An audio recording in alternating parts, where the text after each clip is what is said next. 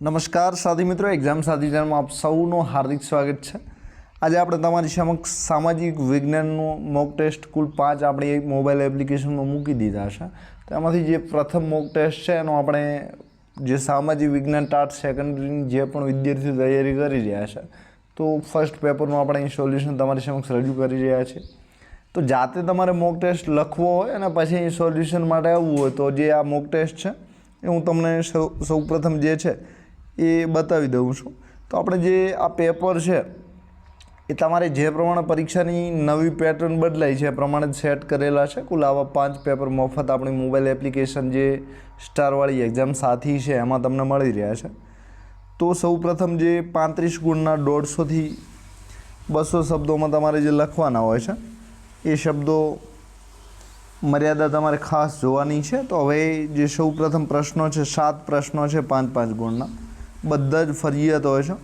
તો પ્રથમ પ્રશ્ન છે ભારતની બંધારણીય સભાઓ અને બંધારણના ઘડતરની પ્રક્રિયા વિશે સવિસ્તર ચર્ચા કરવાની છે। તો આ જે ચર્ચા છે એના માટેનો પ્રથમ પ્રશ્ન છે। તો આમાં ભારતની બંધારણીય સભાઓ બરાબર, તો બંધારણ માટે જેટલી સભાઓ થઈ છે એમાંથી મુખ્ય સભાઓની વાત કરવાની છે, સાથે બંધારણ ઘડતરની જે પ્રક્રિયા છે એના વિશે પણ તમારે વાત કરવાની છે। અને ત્રીજો મુદ્દો છે સવિસ્તર, મતલબ કે 150થી 200 શબ્દો માંગ્યા છે, મતલબ કે મુદ્દાસર તમારે જવાબ આપવાનો છે।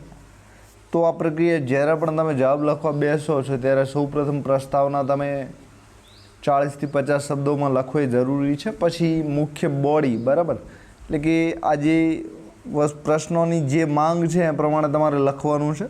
તો સૌપ્રથમ તમે બંધારણ સભા વિશે લખો કે શરૂઆત કોણ, એના અધ્યક્ષ કોણ, પછી આ કેટલી ભરાઈ, ક્યારે ક્યારે ભરાઈ એ પણ તમે લખી શકો છો। પછીનો મુદ્દો જે બંધારણ ઘડતરની પ્રક્રિયા છે તો એની જુદી જુદી સમિતિઓ લખો, કેટલો સમય લાગ્યો એ લખો, એની પ્રક્રિયા કઈ હતી, એમાં કઈ રીતે ચર્ચાઓ થતી, કેટલી વખત કાયદાનું વાંચન થતું, કઈ રીતે બંધારણ સભા ભરાતી, બંધારણ સભા છે એ રિયલમાં શું હતી, આ બધી જ વાતો તમે આમાં કરી શકો છો। બીજો પ્રશ્ન છે 1857ના સ્વાતંત્ર્ય સંગ્રામના મુખ્ય કારણો અને ભારતીય ઇતિહાસમાં તેનું મહત્ત્વ સમજાવો। તો 1857ના સ્વાતંત્ર્ય સંગ્રામ છે એના વિશે નાનકડી પ્રસ્તાવના બાંધો।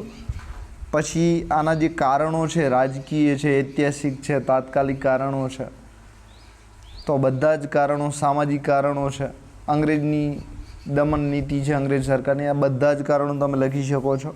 પછી ભારતીય ઇતિહાસમાં તેનું મહત્ત્વ શું છે, મતલબ કે ભારતીય ઇતિહાસને એણે શું શું ફાયદો કરાવ્યો છે, શું શું નુકસાન કરાવ્યું છે, તો બંને પાસામાં તમારે આ વિગતો સમજાવવાની છે। ત્રીજો પ્રશ્ન છે ગંગા નદીના અપવાહ તંત્ર જે છે એનું વિસ્તૃત તમારે વિશ્લેષણ કરવાનું છે, તેના મહત્ત્વ પર પ્રકાશ પણ પાડવાનો છે। તો એ થોડી જોડણીમાં ભૂલ છે। તો અપવાહ તંત્ર જે નદી માટે જળ પરિવહન સિસ્ટમ આવે છે એમાં અપવાહ તંત્ર એટલે કે જે નદીઓ છે એ કઈ રીતે વહે છે, મોટા મોટા કેટલા 20 કરતાં વધારે મોટા, આપણે જે 20,000 કેપેસિટી છે પાણીની એ મોટા 20,000 કરતાં વધારે ક્ષમતા ધરાવતા આપણી પાસે આવા જળ પરિવહન ક્ષેત્રો છે। તો આવા કુલ 20 નદીઓ, દાખલા તરીકે એક ઉત્તર ભારતનું તમે લખો, દક્ષિણ ભારતનું લખો, એમાં ગંગા નદી છે, ગોદાવરી નદી છે, આ બધા જ એમાં આવી જાય છે। નર્મદા નદીનું પણ તમે સામેલ કરી શકો છો। હવે એનું વિસ્તૃત વર્ણન તમારે કરવાનું છે। બીજું છે એનું મહત્ત્વ, તો આપણી નદીઓ છે લોકમાતા તરીકે ઓળખાય છે, પાણીની જરૂરિયાત આપણી પૂર્ણ કરે છે। પછી જળ, હા, નદી માર્ગે જે જળ પરિવહન થાય છે, જહાજો, હોડીઓ, આપણે માલ સામાનની હેરફેર થાય છે, પણ બીજા દેશો સાથે વેપાર થતો હોય છે, તો બધી જ વસ્તુ તમે આમાં સામેલ કરી શકો છો। ચોથો પ્રશ્ન છે અર્થશાસ્ત્રના માંગ અને પુરવઠાના નિયમો આકૃતિ સાથે સ્નાતક કક્ષાના સંદર્ભમાં સમજાવો। તો ધોરણ 10ના વિદ્યાર્થી છે અને તમે શિક્ષક બનવા જઈ રહ્યા છો તો તમારું જે કઠિનતા મૂલ્ય છે એ ધોરણ 10નું પેપર જે વિદ્યાર્થીઓ ભણે છે એવું ના હોય, તમે એક શિક્ષક તરીકે છો તો ટાટની પરીક્ષામાંનું લેવલ છે, સીસી પરીક્ષાનું જે લેવલ છે એ ટફ હોય થોડું, તો જે કોલેજ કક્ષાના વિદ્યાર્થીઓને પ્રશ્ન પૂછાય છે એવા કાં તો એના કરતાં પણ ભારે પૂછાય છે। તો અર્થશાસ્ત્રનો માંગ અને પુરવઠાની વાત કરેલી છે।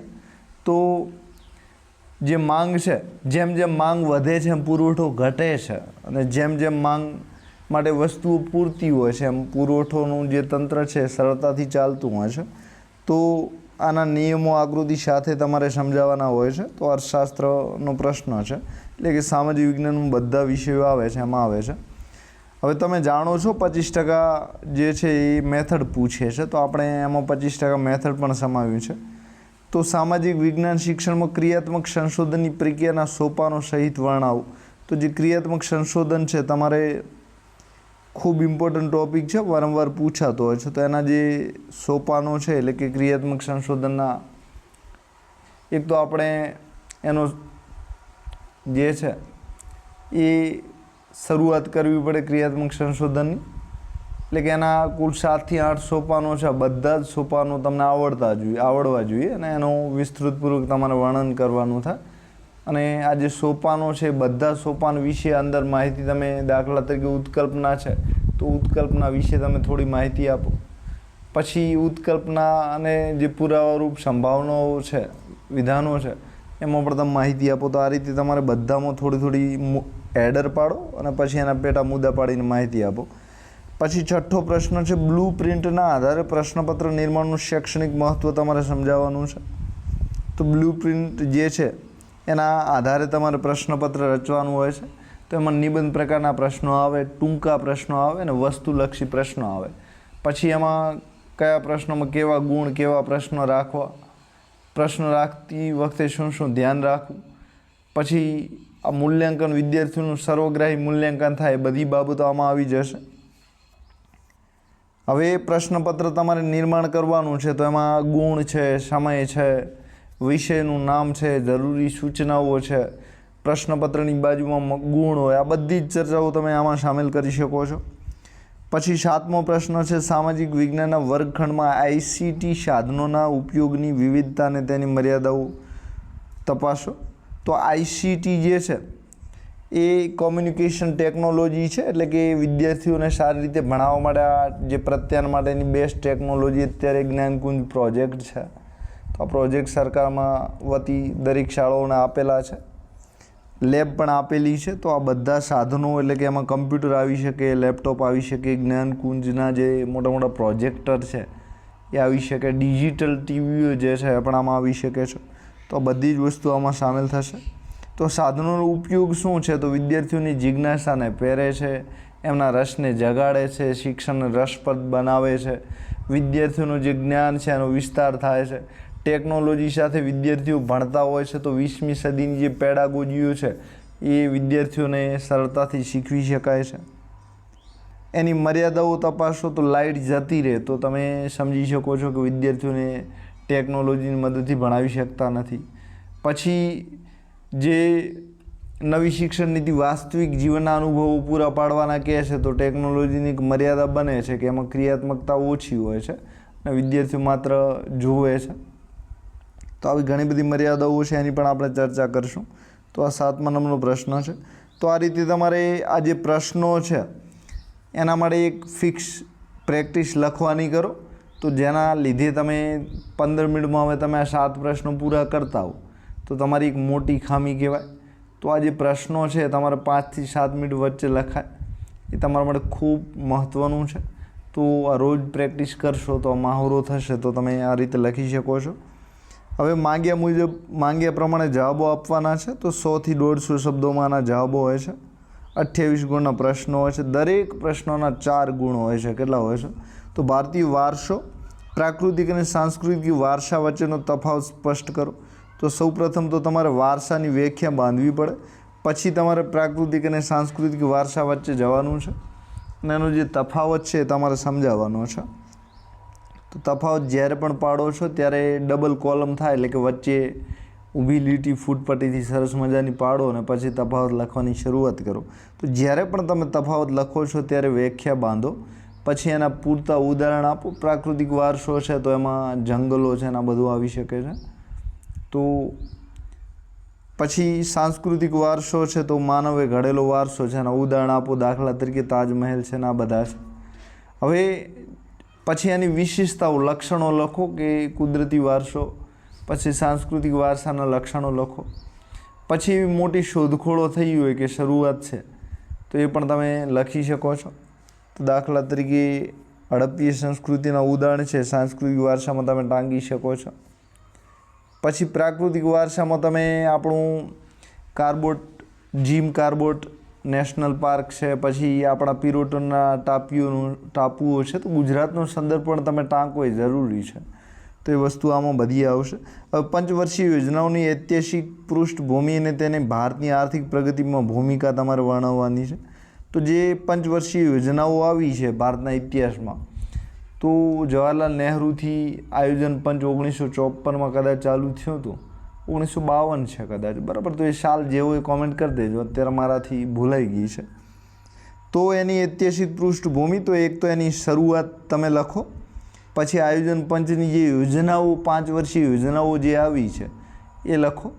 સાથે આ યોજનાઓ કઈ કઈ રીતે કામ કર્યું છે, સાથે યોજનાનું અલગ અલગ મોડલ આવ્યા છે. તો મહાલાનું 20 મોડલ હતું, પછી ડોમર મોડલ હતું. તો આવા અલગ અલગ મોડલ આવ્યા છે. એ મોડલોના નામ સાથે પછી યોજનામાં જે પંચવર્ષીય યોજનામાં ભારતના વિકાસ દરની વાત કરો કે આટલો વિકાસ દર હતો. પછી એમાં એ પણ વસ્તુની તમે ચર્ચા કરો કે આ વિકાસ દર જે સાધવા માટે છે એમાં રોડ રસ્તાઓને મહત્ત્વ આપવામાં આવ્યું, કૃષિને મહત્ત્વ આપવામાં આવ્યું, ક્યારે સેવા ક્ષેત્રને મહત્ત્વ આપવામાં આવ્યું છે. છેલ્લી યોજનાઓ જે બજેટ આવ્યું, હવે તો નીતિ આયોગ 2015થી ચાલુ થયું છે, 1 જાન્યુઆરી 2015થી. તો એના પહેલાં જે છેલ્લી યોજના હતી એમાં શેના ઉપર ભાર આપવામાં આવ્યો. તો આ બધી જ વસ્તુ ઉપર તમે ફોકસ કરો અને આ બધા મુદ્દાઓ છે એના વિશે થોડું થોડું લખો, એટલે તમારે છે સમગ્ર મુદ્દો કવર થાય, બરાબર. જે પેપર ચેકર છે એ સૌપ્રથમ જુએ છે કે તમે સમગ્ર મુદ્દો જે પ્રશ્ન છે એને ન્યાય આપ્યો છે કે નથી, બરાબર. તો આ રીતે તમે લખી શકો છો. 10મો પ્રશ્ન છે જૈવ વિવિધતાના સંરક્ષણ માટેના વૈશ્વિક અને ભારતીય પ્રયાસોની તમારે ચર્ચા કરવાની છે. તો જૈવ વિવિધતામાં અભયારણ્યો છે, પછી રાષ્ટ્રીય નેશનલ પાર્ક છે, પછી બાયોડાયવર્સિટી કરીને એક યોજના ચાલે છે. એના માટે 2008નો કાયદો પણ બનેલો છે. તો એના માટે જૈવ વિવિધતા સાઇટો પણ ભારતમાં ઘણી બધી છે. તો આ સાઇટોનો ઉલ્લેખ પણ તમે કરો એ જરૂરી છે.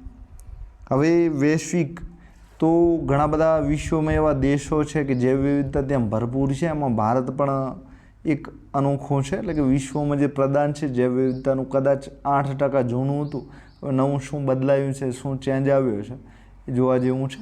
તો આપણા જે ભારતમાં જે છે એ ઉત્તર પૂર્વીય ભાગ છે, પછી પશ્ચિમ ઘાટ છે ભારતમાં સૌપ્રથમ નંબરે ચાલે છે.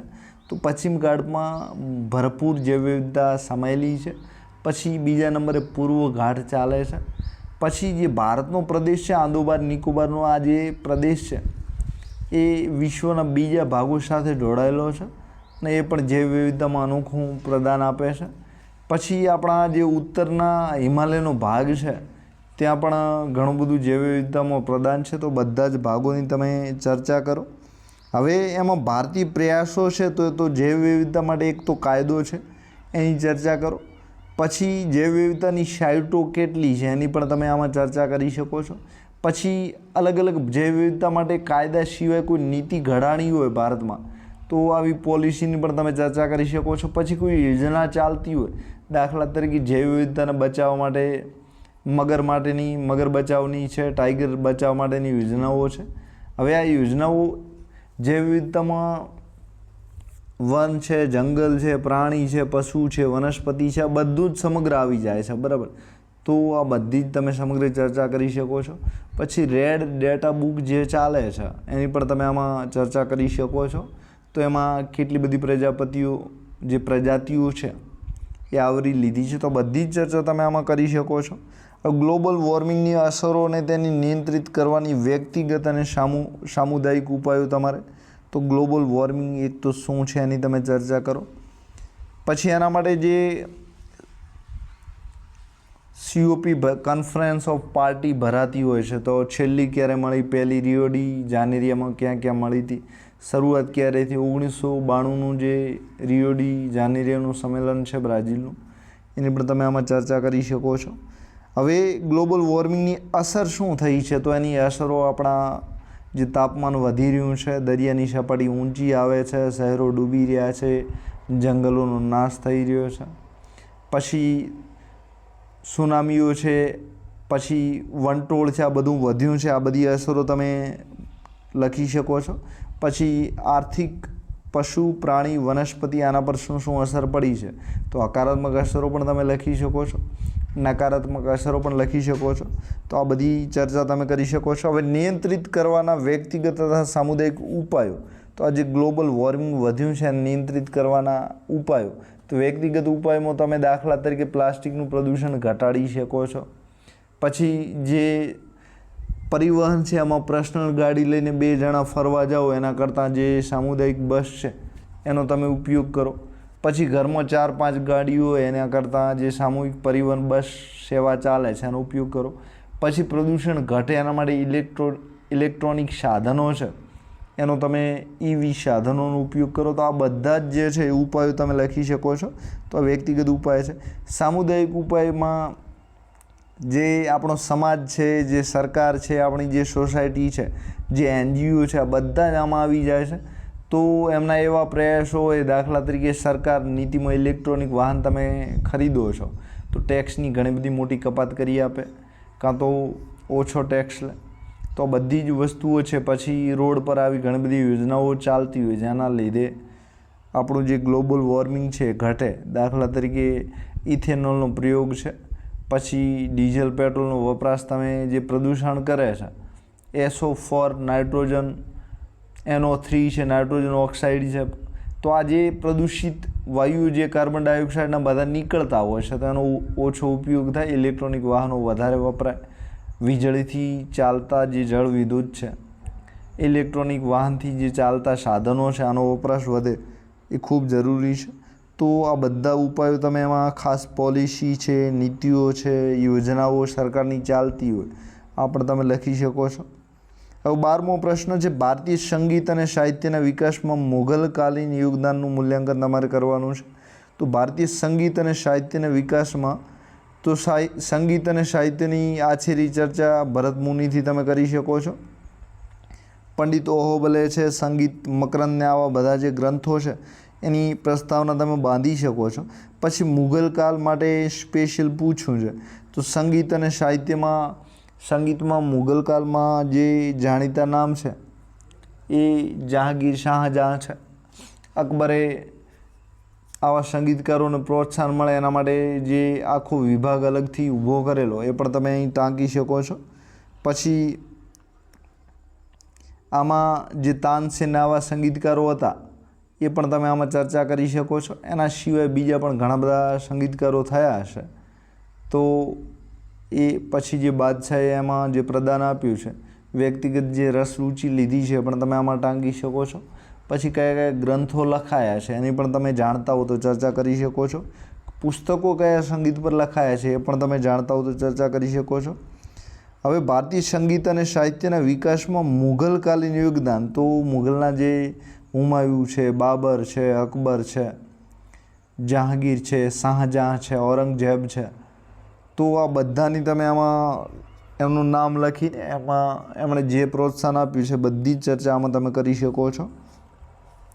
હવે 13 નંબરનો પ્રશ્ન પદ્ધતિશાસ્ત્ર માટેનો છે. સામાજિક વિજ્ઞાનના શિક્ષક તરીકે વર્ગખંડ વ્યવસ્થાપન માટે કયા વ્યૂહ અપનાવશો? બરાબર, તો તમારો વર્ગખંડ બેસ્ટ બને એના માટે તમે શું શું કરી શકો છો બધું જ આમાં. પૃથ્વીનો ગોળો હોય, નકશા વિજ્ઞાન હોય, જે સામાજિક વિજ્ઞાનનો ખંડ છે જીવંત ખંડ હોય, ટેકનોલોજીનો અત્યાધુનિક ઉપયોગ થયો હોય, તો આ બધું જ તમે એમાં લખી શકો છો. પછી બેઠક વ્યવસ્થાની પણ આમાં તમે ખંડમાં ચર્ચા કરી શકો છો.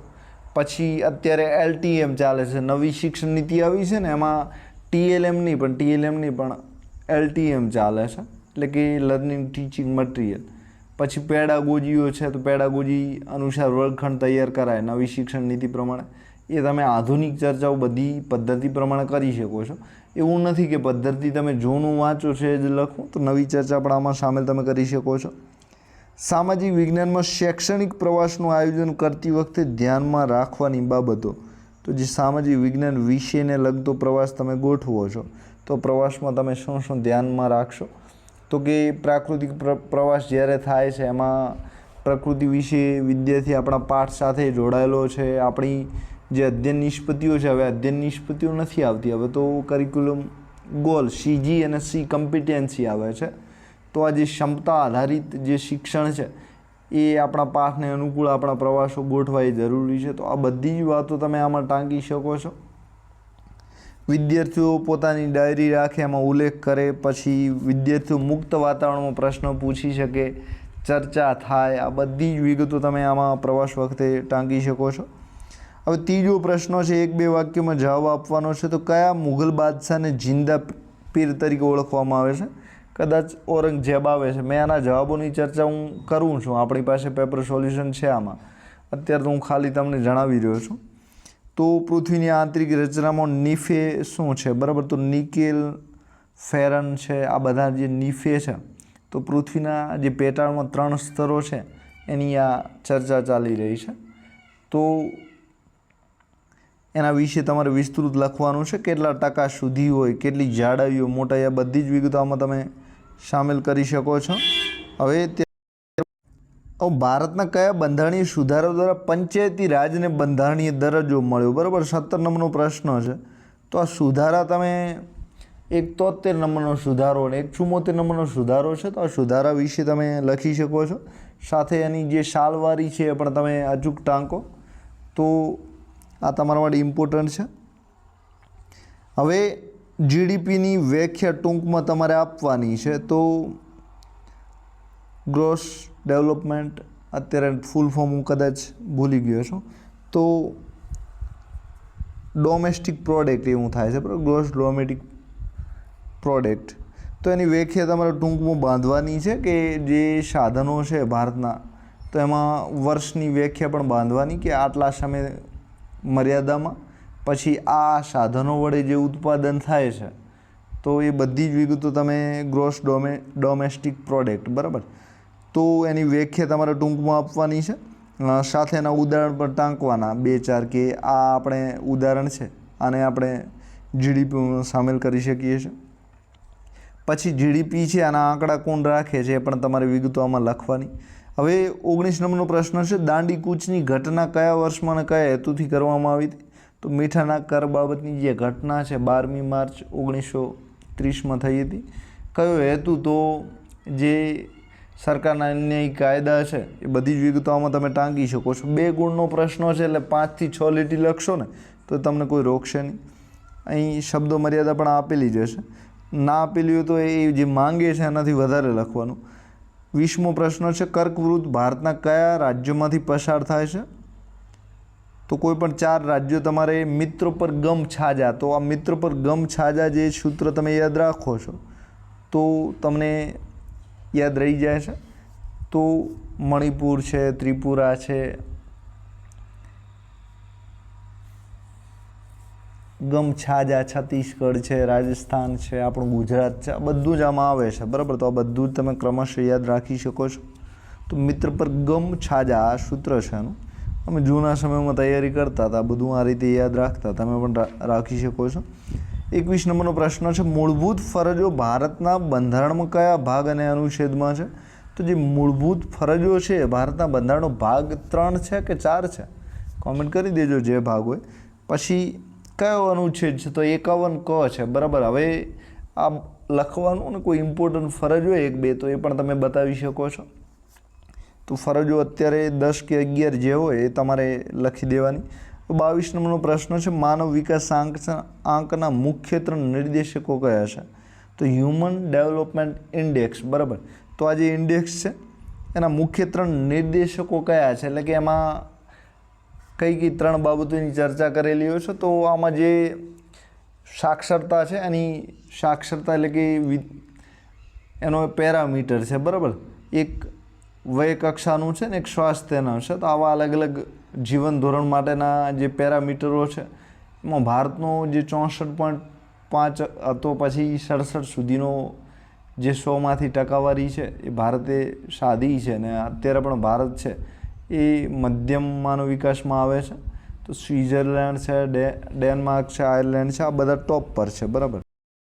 હવે ત્યારબાદ જે 25 નંબરનો પ્રશ્ન 23 નંબરનો પ્રશ્ન છે, સિંધુ સંસ્કૃતિનું લોથલ બંદર કયા જિલ્લામાં આવેલું છે? તો આ પ્રશ્નનો જવાબ તમે અમદાવાદના ધોળકા તાલુકામાં છે, બરાબર ને? તો સિંધુ સંસ્કૃતિનું લોથલ બંદર કયા જિલ્લામાં, સીધો પ્રશ્ન છે. થોડું તમે વિસ્તારપૂર્વક લખી શકો કે ખદીર બેટ છે, આ બધું જે હોય એ ખદીર બેટ તો ધોળાવીરામાં આવે છે, આમાં નહીં આવે. પણ જે નદી છે રાવી નદી, તો આ બધી જ ચર્ચા તમે આમાં કરી શકો છો, બરાબર? એવું નહીં કે અહીં પૂછ્યું છે તો જિલ્લો એકલો લખો એવું કાંઈ નહીં. જિલ્લો જૂના સમયમાં શું હતો, કોના નજીક હતો, નવો જિલ્લો કયો છે, આ બધું જ વર્તમાન અને ભૂતકાળ બે લખી શકો છો. 24મો પ્રશ્ન છે, પાઠ આયોજનના પ્રેરણાતા કોને માનવામાં આવે છે? તો જવાબ કોમેન્ટ કરી દેજો, આપણે જાણતા નથી. 25 નંબરનો પ્રશ્ન છે, મૂલ્યાંકનની વ્યાખ્યા ટૂંકમાં જણાવો. તો મૂલ્યાંકનની વ્યાખ્યા છે એ ટૂંકમાં તમારે જણાવવાની છે. મેથડનો પ્રશ્ન છે, બરાબર? અત્યારે સાથે એનું ઉદાહરણ પણ તમારે ટાંકતું રહેવાનું કે અત્યારે નવી જે શિક્ષણ નીતિ છે એણે HPC 360 ડિગ્રી મૂલ્યાંકન અમલમાં મૂક્યું છે. ધીમે ધીમે જે હાઈસ્કૂલો છે ત્યાં પણ આ કોન્સેપ્ટ જે છે લાગુ કરાશે. હવે 26 નંબરનો પ્રશ્ન છે, ખાલી જગ્યા ભારતનું સૌથી લાંબુ રાષ્ટ્રીય ધોરીમાર્ગ, લાંબુ નહીં પણ લાંબો રાષ્ટ્રીય ધોરીમાર્ગ ખાલી જગ્યા છે. તો જે હોય તમે કોમેન્ટ કરી દેજો. 27 નંબરનો પ્રશ્ન છે, અર્થશાસ્ત્રના પિતા તરીકે, તો જે પણ પિતા તરીકે ઓળખાતા હોય એ તમે કોમેન્ટ કરી શકો છો. 28 નંબરમાં ના વડપણ હેઠળ બંધારણ સભાની રચના થઈ હતી. તો જેના વડપણ હેઠળ બંધારણ સભાની રચના થઈ હોય એ તમે લખી શકો છો. ખાલી જગ્યા મૂલ્યાંકન એ ખાલી જગ્યા પ્રક્રિયા છે. તો જેવી પ્રક્રિયા હોય, સતત હોય, સર્વગ્રાહી હોય, સમાવેશી હોય, જે હોય તમે વાંચ્યું હશે તો લખી શકો છો. હવે 30 થી 33 નંબરના કુલ 4 જોડકા છે, બરાબર? તો કપાસ, પછી લોખંડ તત્વ છે, પછી હિમાલય છે અને પછી કાજુ છે. તો આ જોડકા છે અને તમારે અલગ અલગ રીતે જોડવાના છે. તો કાળી જમીન જે છે એમાં કપાસ વધારે થાય છે. લાલ જમીન જે છે તો પહાડોમાં લાલ જમીન આવેલી હોય છે અને એમાં લોહ તત્વો વધારે હોય છે, બરાબર? તો આ રીતે પહાડી જમીન છે ત્યાં કાજુ વધારે થાય છે. તો આ રીતે જોડકા જોડવાના છે. થોડું સમજવામાં તમને અટપટું લાગશે પણ થોડું ઠંડા મગજ વિચારજો, તમને આવડી જશે. હવે 4 જોડકા છે, 4 ગુણ છે. સાચું ખોટું તમારે જણાવવાનું છે. બ્રહ્મ સમાજની સ્થાપના સ્વામી દયાનંદ સરસ્વતી કરી હતી, બરાબર? તો બ્રહ્મ સમાજની જે સ્થાપના છે કોણે કરી હતી તમે જાણો છો. તો વિધાન સાચું છે ખોટું છે? તો કે ખોટું છે. તો 35 નંબરનો પ્રશ્ન છે, સાચું ખોટું ભારતનું પ્રમાણ સમય રેખા 82.5 ડિગ્રી પૂર્વ રેખાંશ છે. તો સાચું છે ખોટું છે? અલ્હાબાદની પણ હવે અત્યારે પ્રયાગરાજ તરીકે ઓળખાય છે, તો એ પણ તમારે ઉલ્લેખ કરી શકો છો કે ખોટું છે કાં તો સાચું છે. તો સાચું છે તો એનું વિધાન આવશે, ખોટું છે તો એમાં પુરાવો આપી દેવાનો કે સાચું આ છે, બરાબર? તો જે પેપર ચેકર છે એના પર તમારો પ્રભાવ છે અનોખો પડે છે. અર્થતંત્રમાં નાણાંનો પુરવઠો વધવાથી ફુગાવો સર્જાય છે, બરાબર? તો નાણાંનો પુરવઠો વધવાથી ફુગાવો સર્જાય છે. ફુગાવાનો મતલબ છે મોંઘવારી. તો સાચું ખોટું જે હોય જણાવી દેજો. એકમ આયોજન અને પાઠ આયોજનનું વિસ્તૃત સ્વરૂપ છે, બરાબર? તો પાઠ આયોજનનું વિસ્તૃત છે કે ટૂંકું છે, તમે જે જાણતા એ સાચું ખોટું લખી શકો છો. ભારતમાં સૌપ્રથમ રેલવે કયા 2 સ્ટેશન વચ્ચે શરૂ થઈ? તો જવાબ કોમેન્ટ કરી શકો છો. સાલ પણ તમે જણાવી શકો છો. તો 1853 મુંબઈ ને થાણે, બરાબર? જેવો જવાબ આવતો હોય. તો કઈ નદીને દક્ષિણી ગંગા કહેવાય છે? તો દક્ષિણી ગંગા જે નદી હોય, ગોદાવરી હોય, યમુના હોય, કૃષ્ણા હોય, કાવેરી હોય, તમે જે લખવી હોય તમે લખી શકો છો. પણ સાચું આવે લખો તો સંપૂર્ણપણે તમને ગુણ મળે છે.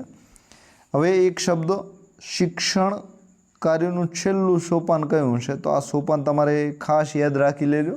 આના આધારે તમારે પાઠ બનાવવાનું પણ, પાઠ આયોજન પણ તમને પૂછાઈ શકાય છે, બરાબર? તો શિક્ષણના સોપાનો છે એ સંપૂર્ણપણે તમે યાદ રાખી લેજો. તો આપણે આ જે પેપર હતું એ તમારી સમક્ષ ઉપર છેલ્લી ચર્ચા કરી દીધી છે. આન્સર કી પણ આપણા ટેલિગ્રામ ચેનલમાં પણ આપણે મૂકી છે એકાદ પેપરની, અને બાકી 5 પેપર તમારે આવા જોઈતા તો આપણી જે મોબાઈલ એપ્લિકેશન ચાલે છે એક્ઝામ સાથી એમાં મળી જશે. સામાજિક વિજ્ઞાનનો કોર્સ પણ તમારે પદ્ધતિશાસ્ત્ર છે, વિષય વસ્તુનો જોઈતો હોય તો પણ તમે ખરીદી શકો છો. એની કિંમત પણ બિલકુલ નજીવી છે ને. આ કોર્સ એટલા દમદાર જોરદાર છે કે તમે ખરીદશો તો તમને સંપૂર્ણ સંતોષ થશે અને તમારી તૈયારી છે એ 5 દિવસમાં તો તમારું રિવિઝન થઈ જાય એ રીતના 4000 પ્રશ્નો એમાં સમાયેલા છે. સાથે આ જે પેપર છે એ રીતે જ એમાં પ્રશ્નો જવાબ બંને સમાયેલા છે. એ પણ તમે ખરીદવા માંગતા હો તો ખરીદી શકો છો. હવે આની આન્સર કી છે આપણે જોઈ લઈએ. આન્સર કી તો અહીં આવી ગઈ છે.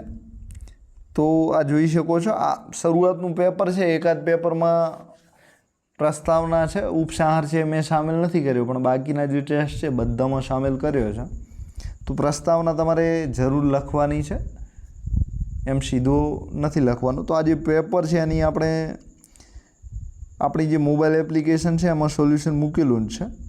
સાથે મેં શરૂઆતમાં ચર્ચા પણ કરી દીધી છે. તો મને વિશ્વાસ છે કે આપ જે મેં સમજાવ્યા છે બધું સમજી ગયા છો. છતાં તમારે આ રીડિંગ કરવું હોય તો અહીં કરી શકો છો. તો અહીં ચોખ્ખો ઉલ્લેખ છે. બંધારણ સભાઓ અલગ અલગની વાત છે. બંધારણ સભાના ઘડતરની પ્રક્રિયા વિશે પણ તમે ડિટેલમાં લખી શકો છો.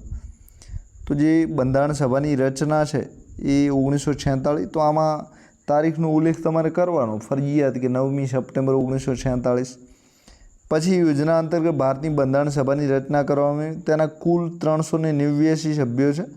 હવે સભ્યોના 2 ભાગ પડે છે પણ તમે જાણો છો. તો ભાગ રજવાડાના સભ્યો છે અને પહેલાં જે સભ્યો છે એના ભાગ પણ તમે જાણતા હો તો ઉલ્લેખ કરી શકો છો.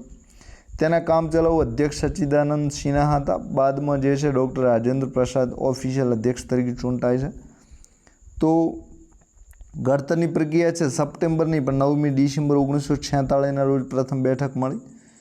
તો હમણાં મેં તમને સપ્ટેમ્બર ગણાવ્યો છે પણ સપ્ટેમ્બર નહીં પણ ડિસેમ્બર છે.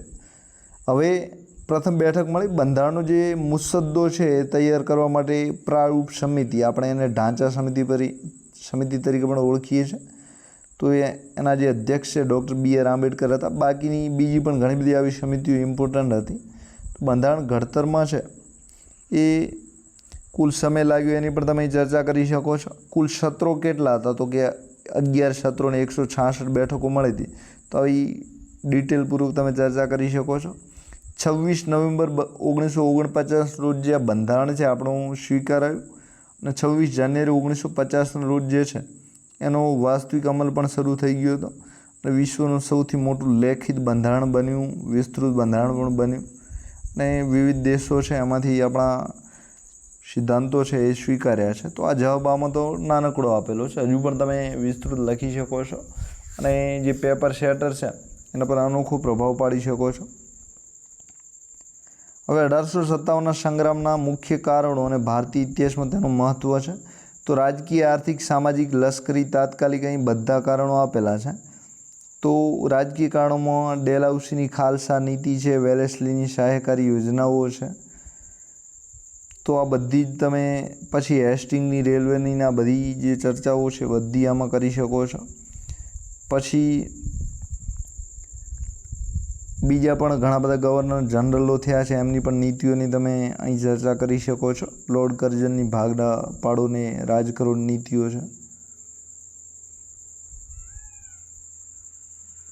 તો આ બધી નીતિઓ જે 1857 પહેલી હોય એ બધી નીતિઓની તમે ચર્ચા કરી શકો છો. લોર્ડ કર્ઝન 1905 છે તો એ નીતિની તમારે ચર્ચા ન કરવી.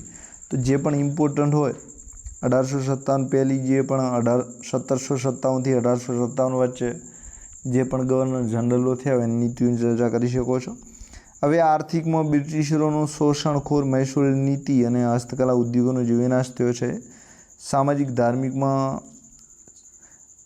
ખ્રિસ્તી મિશનરીઓની જે ગતિવિધિઓ છે, હિન્દુઓ જરાય પસંદ કરતા નહીં. સતી પ્રથાની નાબૂદી છે, વિધવા પુનર્લગ્નના જે કાયદાઓ છે એ આપણા રૂઢિચુસ્ત જે સમાજ હતો એમાં સ્વીકાર્ય ન હતા.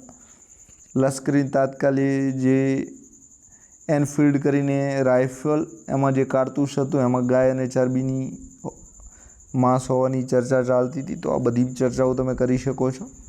હવે એનું મહત્ત્વ શું છે એ પણ તમે અહીં ચર્ચા કરી શકો છો. તો ગંગા નદીનું અપવાહ તંત્ર, બરાબર, તો એનું વિસ્તૃત તો એનો ઉદ્ગમ અને વહેણ ક્યાં થાય છે ગંગા નદીનું પૂછ્યું છે, બરાબર. બીજી નદીઓનું આમ નહીં લખવાનું. તો ગંગા નદી એની સહાયકારક નદીઓ છે એ ચર્ચા, એનો સૌ પ્રથમ ઉદ્ગમ ક્યાં થાય છે એ લખી દેવાનું. તો ગંગોત્રી ગ્લેશિયર હવે એમાં સહાયક નદીઓ કઈ કઈ છે? તો બધી જ જે ઘાઘરા છે, રામગંગા છે, ઘેલી છે, કોશી છે, ચંબલ છે, ગંડક છે, આ બધી નદીઓ એનું મહત્ત્વ શું છે? તો મહત્ત્વ પર પણ તમે પ્રકાશ પાડી શકો છો. તો બધી જ ચર્ચા આમાં તમારે કરવાની છે. પછી અર્થશાસ્ત્રનું માંગ અને પુરવઠાના નિયમો, આકૃતિ એ બધા સાથે અહીં તમારે દર્શાવવાના છે. સામાજિક વિજ્ઞાનમાં ક્રિયાત્મક સંશોધનના જે સોપાનો છે, સ્ટીફન કોરે આની રચના કરી હતી, તો એ પણ તમે લખી શકો છો. સાલવારી જાણતા હો તો એ પણ તમે લખી શકો છો. તો સૌપ્રથમ સોપાન છે સમસ્યાની પસંદગીનું સોપાન છે, સમસ્યાઓના કારણોની ચકાસણી છે, ક્રિયાત્મક ઉત્કલ્પના બાંધવી, પછી કાર્યયોજના ચોથું, પછી અમલીકરણ કરવું પાંચમું, મૂલ્યાંકન કરવું છઠ્ઠું, તારણ કરવું સાતમું, આઠમું પરિણામ છે. તો અલગ અલગ સોપાનો છે. બ્લુપ્રિન્ટના આધારે પ્રશ્નપત્ર નિર્માણનું શૈક્ષણિક મહત્ત્વ શું છે? તો સંતુલિત મૂલ્યાંકન કરી શકાય, યથાર્થતા અને વિશ્વસનીયતા જે છે ચકાસી શકાય, માર્ગદર્શક તરીકેની જે કામગીરી છે એ પણ કરી શકાય છે. સામાજિક વિજ્ઞાનમાં આઈસીટી સાધનોની ઉપયોગિતા અને મર્યાદા છે એ બે લખવાની છે. તો ઉપયોગિતા જે છે, શિક્ષણ જીવંત બને છે. સ્માર્ટ બોર્ડ અને પ્રોજેક્ટર જે છે એના આધારે આપણે ભૌગોલિક પ્રદેશો, 3D મુલાકાત છે, અર્થશાસ્ત્રનો ડેટા છે, આ બધું સરળતાથી સમજાવી શકીએ છીએ. મર્યાદાઓ શું છે? તો ડિજિટલ ડિવાઇડ છે. તો ગામડામાં ઇન્ટરનેટ ઓછું હોય, સિટીમાં વધારે હોય. તો આ રીતે સિટીના છોકરાઓ વધારે ભણે, ગામડાના ઓછા ભણે. તકનીકી ખામીઓ હોય છે તો ઘણી વખત લાઇટ પણ જતી રહે છે. શિક્ષક વિદ્યાર્થી વચ્ચે અંતર, તો વિદ્યાર્થીઓ ખૂબ ટેકનોલોજીનો ઉપયોગ કરે અને શિક્ષકનો જે ભાવનાત્મક સંપર્ક છે એ ઘટી શકે છે. ભારતીય વારસો, પ્રાકૃતિક સાંસ્કૃતિક વારસા વચ્ચેનો તફાવત તમારે લખવાનો છે. તફાવત આ રીતે નહીં લખવાનો, વચ્ચે બે કોલમ પાડીને તફાવત લખવાનો. પંચવર્ષીય યોજનાઓની ઐતિહાસિક પૃષ્ઠભૂમિ છે. તો 1950માં આયોજન પંચની રચના, 1951માં પ્રથમ પંચવર્ષીય યોજનાઓ આવી અને આ ખ્યાલ છે રશિયા પાસે લેવામાં આવ્યો. તો આ બધી જ ચર્ચા તમે કરી શકો છો. હવે એની આર્થિક પ્રગતિમાં શું શું થયું? તો બધું જે ભેલની રચનાથી, શેલની રચનાથી, આ બધું સ્ટીલના કારખાના, આ બધી જ વિગતો આમાં જે આવતી હોય તમે ચર્ચા કરી શકો છો. જૈવ વિવિધતાના સંરક્ષણ અને વૈશ્વિક ભારતીય પ્રયાસોની ચર્ચા, તો આઈસીએનની રેડ ડેટા બુક છે, 1972નો વાઇલ્ડ લાઈફ વન્યજીવ સંરક્ષણ કાયદો છે, 1973નો પ્રોજેક્ટ ટાઈગર માટેનો છે. તો આમાં બધી યોજનાઓ, ગેંડાની યોજના છે, મગરની છે, રેડ પોન્ડાની યોજના છે, બધી જ તમે આમાં સામેલ કરી શકો છો. 11મો પ્રશ્ન છે ગ્લોબલ વોર્મિંગની અસરોને નિયંત્રિત કરવા માટેના વ્યક્તિગત અને સામુદાયિક જે પ્રોગ્રામો છે એ આમાં તમે તાપમાનમાં વધારો થાય, હિમનદીઓ પીગળે, દરિયાની સપાટીમાં વધારો, અનિયમિત વરસાદ, તો આપણે ઘણી બધી ચર્ચા કરી દીધી છે. આમાં પણ તમને એ જ મળશે, કાંઈ નવું નહીં મળે. તો આ જે વિડીયો છે એને અટકાવીને તમે આ જે છે એ જવાબો ફરીથી ચેક કરવા માંગતા હો તો કરી શકો છો. આની તમારે પીડીએફો જોઈતી હોય અને જાતે મોક ટેસ્ટ લખવું હોય તો પણ તમે આપણી જે મોબાઈલ એપ્લિકેશન છે આમાંથી તમે જોઈ શકો છો. તો સામાજિક વિજ્ઞાનનો જે વર્ગખંડ છે તો એમાં હકારાત્મક વાતાવરણ, તમે લોકશાહી હોય, વિદ્યાર્થીઓ નિર્ભરતાથી પ્રશ્ન પૂછી શકે, નિયમોની સ્પષ્ટતા હોય જેના લીધે વિદ્યાર્થીઓ સારી રીતે સમજી શકે, પ્રવૃત્તિમય અધ્યયન હોય, સતત નિરીક્ષણ કરતા રહો જેના લીધે બધા જ વિદ્યાર્થીઓ સહભાગી થાય. હવે સામાજિક વિજ્ઞાનમાં શૈક્ષણિક પ્રવાસનું આયોજન કરતી વખતે શું શું? તો એક તો હેતુની સ્પષ્ટતા હોય, પૂર્વ તૈયારી પણ જે હોય, વાલીઓની મંજૂરી, સ્થળ, પૂર્વ મુલાકાત, વાહન વ્યવસ્થા, બધું માર્ગદર્શન મળે એટલે કે ગાઈડની વ્યવસ્થા કરવાની હોય તો કરી શકાય. પ્રવાસથી પાછા ફરો છો તો મૂલ્યાંકનનો અહેવાલ પણ વિદ્યાર્થી લખે એ ખૂબ જરૂરી છે. હવે એક બે વાક્યમાં કયા મુગલ બાદશાહ જિંદા પીર તરીકે ઓળખાશે? તો ઔરંગઝેબ. પૃથ્વીની આંતરિક રચનામાં નીફે શું છે? તો નિકલ અને લોખંડની અધિકતા છે, તેથી સ્તર નીફે તરીકે ઓળખાય છે. ભારતના કયા બંધારણીય સુધારો દ્વારા પંચાયતી રાજ, તો જે 73મો બંધારણીય સુધારો છે એ ગ્રામ્ય કક્ષાએ અને 74મો બંધારણીય સુધારો છે એ શહેરી કક્ષાએ 1992, બરાબર. જીડીપીનું ગ્રોસ ડોમેસ્ટિક પ્રોડક્ટ તરીકે ઓળખાય છે. તો કોઈપણ દેશની ભૌગોલિક સીમાની અંદર ચોક્કસ સમયગાળાઓ એટલે 1 વર્ષનો સમયગાળો ગણે છે ઉત્પન્ન થયેલી અંતિમ વસ્તુઓ અને સેવાઓનું જે બજાર મૂલ્ય છે એને આપણે જીડીપી તરીકે ઓળખીએ છીએ. દાંડીકૂચની ઘટના કયા વર્ષમાં? તો 12મી માર્ચ 1930ના રોજ. મહાત્મા ગાંધી દ્વારા અન્ય મીઠાના કાયદાનો ભંગ કરવા માટે કર્કવૃત કયા કયા રાજ્યો? તો ગુજરાત, રાજસ્થાન, મધ્યપ્રદેશ, છત્તીસગઢ આ બધા રાજ્યો છે. ઝારખંડ, પશ્ચિમ બંગાળ, ત્રિપુરા, મિઝોરમ આ બધા જ આવે છે. મૂળભૂત ફરજો ભારતના બંધારણના કયા ભાગ અને અનુચ્છેદમાં છે? તો ભાગ 4A છે. બરાબર, 4A અનુચ્છેદ જે છે 51A છે. સ્વર્ણસિંહ સમિતિની જે ભલામણ છે એના આધારે સ્વર્ણસિંહ સમિતિએ તો ઘણી બધી ફરજો સૂચવી હતી, પણ એમાંથી અમુક સ્વીકારવામાં આવી હતી. માનવ વિકાસ આંકના 3 ક્ષેત્રો છે. એક તો અપેક્ષિત આયુષ્ય આરોગ્ય છે, બીજું શિક્ષણાંક જ્ઞાન છે અને ત્રીજું જીવન ધોરણ છે, માથાદીઠ આવક છે. બરાબર. હવે 23મો પ્રશ્ન છે સિંધુ સંસ્કૃતિના લોથલ બંદર. તો અમદાવાદ જિલ્લાનો જે ધોળકા તાલુકો છે, ભોગાવો નદી છે. કઈ નદી છે? ભોગાવો. રાવી નદી છે ત્યાં હડપ્પા છે. આપણે સિંધુ સંસ્કૃતિની જે શરૂઆત થઈ ત્યાં હડપ્પા નગર ત્યાં આવેલું. હવે પાઠ આયોજનના પ્રેરણાતા કોને માનવામાં આવે છે? તો J.F. હર્બર્ટ જે છે પંચપદી જેમણે આપી હતી એ પાઠ આયોજનના પ્રેરણાતા મનાય છે. મૂલ્યાંકનની વ્યાખ્યા તમારે આપવાની છે. તો શિક્ષણ પ્રક્રિયાના અંતે નક્કી કરેલા શૈક્ષણિક હેતુ કેટલા અંશે સિદ્ધ થયા છે તે જાણવા માટેની જે પ્રક્રિયા છે મૂલ્યાંકન તરીકે ઓળખાય છે.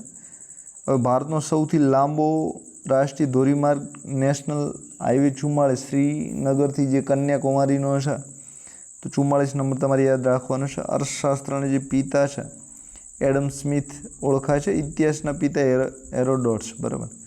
28 નંબરનો પ્રશ્ન છે ખાલી જગ્યાના વડપણ હેઠળ બંધારણ સભાની રચના થઈ. તો ખાલી જગ્યાના વડપણ હેઠળ તો જે કેબિનેટ મિશન છે એમણે આ યોજનાનો પ્રસ્તાવ રાખ્યો હતો. હવે મૂલ્યાંકન એક ખાલી જગ્યા પ્રક્રિયા છે તો સતત અને સર્વગ્રાહી પ્રક્રિયા છે. કાળી જમીનમાં કપાસ થાય છે, લાલ જમીનમાં લોહ તત્વો વધારે હોય છે, પહાડી જમીન હિમાલયમાં આવેલી છે, પડખાઉ જમીન છે ત્યાં કાજુ વધારે થાય છે. તો 4 જોડકા છે, 4 ગુણ છે. બ્રહ્મ સમાજની સ્થાપના સ્વામી દયાનંદ સરસ્વતી કરી હતી તો ખોટું છે. રાજારામ મોહન રાય 1800 ને કઈ સાલ છે કોમેન્ટ કરી દેજો. 1875 કે જે હોય તે. ભારતનું પ્રમાણ સમય રેખા 82.5 ડિગ્રી પૂર્વ રેખાંશ છે. સાચું છે. બરાબર. હવે અર્થતંત્રમાં નાણાંનો પુરવઠો વધવાથી ફુગાવો સર્જાય છે તો સાચું છે. એકમ આયોજન પાઠ આયોજનનું વિસ્તૃત સ્વરૂપ છે તો એ પણ કેવું છે? સાચું છે. ભારતમાં સૌપ્રથમ મુંબઈ અને થાણે વચ્ચે રેલવેની શરૂઆત થઈ 1853. બરાબર. કઈ નદીને દક્ષિણની ગંગા કહેવાય છે? તો ગોદાવરી. શિક્ષણ કાર્યનું છેલ્લું સોપાન કયું છે? તો છેલ્લું સોપાન જે છે એ મૂલ્યાંકન છે.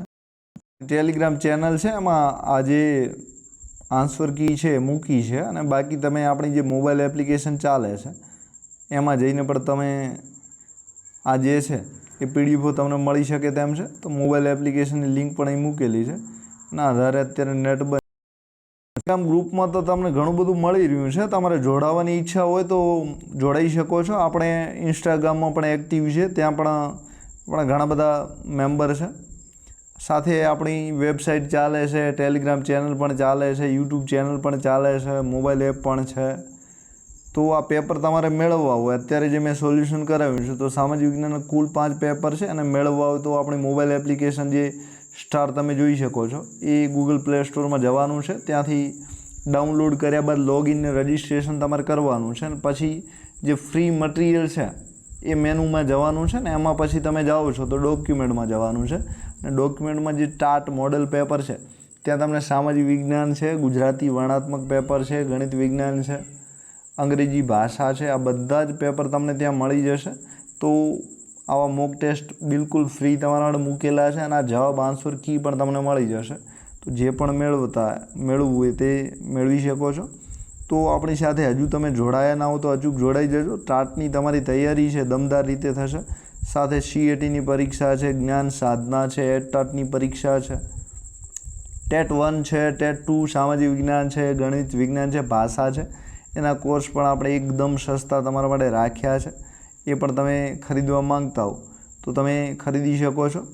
સાથે આ મટીરિયલ તમે જોઈ શકો છો. આ જે મટીરિયલ છે એ આ ગણિત વિજ્ઞાનનું આ રીતનું મટીરિયલ બધા જ વિષય ટાટના જે પણ ઇમ્પોર્ટન્ટ વિષય છે આ રીતનું આપણે મટીરિયલ બનાવ્યું છે. તો 1 ગુણના પ્રશ્ન તમે આ ગણિત માટે જુઓ. બરાબર. તો આ રીતે સામાજિકના પણ મળશે, ઇતિહાસના મળશે, ભૂગોળના મળશે, મનોવિજ્ઞાનના મળશે. તો તમે જે પણ ખરીદવા માંગતા ગુજરાતી વર્ણાત્મક પેપર પણ તમને મળશે. આપણે અગાઉ વિડીયો પણ બનાવ્યો હતો, એમાં નિબંધ છે, ચર્ચાપત્ર છે, બધાની જોરદાર ચર્ચા કરી હતી. તો આ રીતે તમે રિવિઝન પણ 5-1 દિવસમાં થઈ જશે. કિંમત પણ આની કાંઈ નજીવી છે, તો એ પણ તમે ખરીદવા માંગતા હો તો ખરીદી શકો છો. સાથે જેવું પેપર આવે એવા બેઠા આમાં દરેક પ્રકરણ વાઇઝ આપણે 100 ઉપરના પ્રશ્નો તમારા માટે બનાવ્યા છે, સાથે એના જવાબો પણ છે.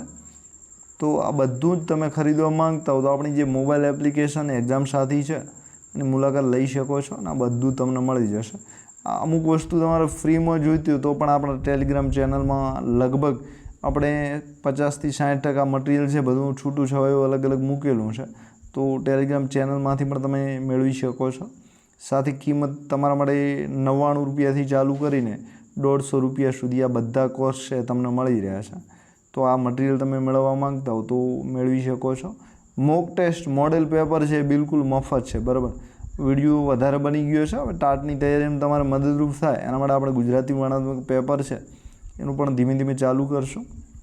તો ઘણા દિવસ બાદ આપણે યુટ્યુબમાં આ બધું મટીરિયલ બનાવવામાં ટાઈમ ગયો છે, એટલે પાછા નથી ફરી શક્યા, પણ હવે ફરી રહ્યા છે. તો આપ સૌને ફરી એક વખત આવકારું છું. અને હવે તમે મટીરિયલ જોઈ શકો છો. 5 ગુણના પ્રશ્નો છે, સરસ મજાનો નિષ્કર્ષ પ્રસ્તાવના છે, મુખ્ય ભાગ બોડી છે, ડિટેલપૂર્વક બધા જવાબો સમજાયેલા છે. મટીરિયલ વાંચશો એટલે તમારે આન્સર શીટમાં જે ટાટની પરીક્ષા આવી રહી છે 2 ઓગસ્ટ, તો બેઠું છાપવાનું થશે એ રીતનું ભરપૂર મટીરિયલ તમારે આપેલું છે. કોઈ રિવિઝન બીજું ના થયું તો પણ ચિંતા કરવાની નથી. આટલું તમે રિવિઝન કરી લેશો તો પણ તમારું જે છે પરફેક્ટ તૈયારી થઈ જશે. અને પ્રશ્નો ઘણા બધા જે છે એ માખણનું નીત વાંચે છે, પણ હવે એ સમય નથી. એ ધોરણ 10ના વિદ્યાર્થીઓ અને 12ના વિદ્યાર્થીઓ માટે છે. તમને એક શિક્ષક બનેલા ધારી લીધા છે તો તમારું જે લેવલ છે એ પોસ્ટ ગ્રેજ્યુએશન કક્ષાનું હોય, એટલે તમારે જેવા તેવા પ્રશ્નો ન પૂછાય, બરાબર. એટલે તમારે વાંચવું હોય તો કાંઈ ના નથી, પણ આવું સ્પેશિયલ મટીરિયલ છે તમારે જે પણ તમને સંસ્થા ગમતી હોય ત્યાંથી તમે ખરીદી શકો છો, પણ જરૂરી છે તમારા માટે.